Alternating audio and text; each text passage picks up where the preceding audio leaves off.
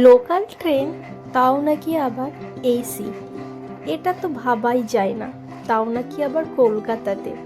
এটা তো আমাদের কাছে স্বপ্ন, কিন্তু হ্যাঁ বন্ধুরা, এই স্বপ্নটা সত্যি করে দেখিয়েছে আমাদের ভারত সরকার।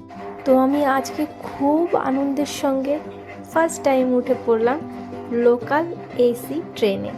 তো চলো বন্ধুরা, শুরু করি আজকের নতুন ভিডিওটি। দিনটি ছিল আজকে সোমবার। সবাইকে জানাই সুপ্রভাত। আর আজকে চলে এসেছি তোমাদের কাছে নতুন একটি ভিডিও নিয়ে। আর আজ আমি সকালবেলায় চলে গেছিলাম কলকাতায় কিছু অফিসিয়াল কাজের জন্য।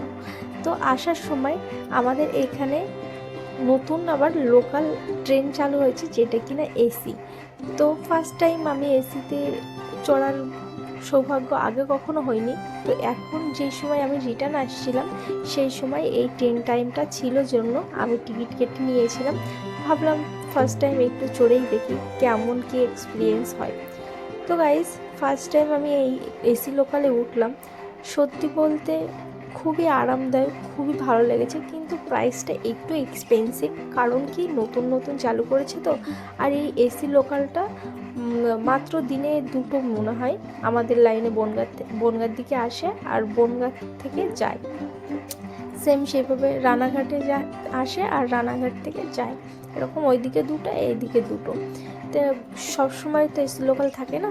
তো আমি যখন বাড়ি ফিরছিলাম সেই সময় এসি লোকালটা পেয়ে গেছিলাম, যার জন্য আমি এই এসি লোকালের টিকিট কেটে নিয়েছিলাম। তো এই যে দরজাটা দিয়ে দিয়েছে, দেখতেই পারলে আমার সামনে কি সুন্দর দরজাটা ক্লোজ হয়ে গেল। তারপরে আর এইখানে ভিতরে দেখো, আমি আমার ফ্যামিলির লোকজন ছিলাম। লাস্ট স্টপেজ অবধি পুরো ফাঁকা ছিল ট্রেনটা। তো এই হচ্ছে ট্রেনের কন্ডিশন। খুবই ভালো জার্নি করেছি, আরামে এসি, না কোনো গ্যাদারিং ছিল, না কোনো হকার্স ছিল। খুব সুন্দরভাবে without any crowd, any gathering, মানে অসম ট্রাভেল করলাম। বলে দিই বন্ধুরা, এই যে যতগুলো বগি দেখছো, প্রত্যেকটা বগিতে একটা বগির থেকে আরেকটা বগিতে যাওয়ার জন্য ভেতরে রাস্তা করে দেওয়া আছে। আর ভেতরে খুবই উন্নত মানের করেছে, খুব ভালো লেগেছে, খুবই আরামদায়ক জার্নি করেছি। আর যাতে তারা এই ট্রেনটাই টিকিট করে নিতে, তাদের খুব ভালো হয়। তো ফাইনালি দেখো, এই যে আমি ট্রেনটার সামনে চলে এসেছি।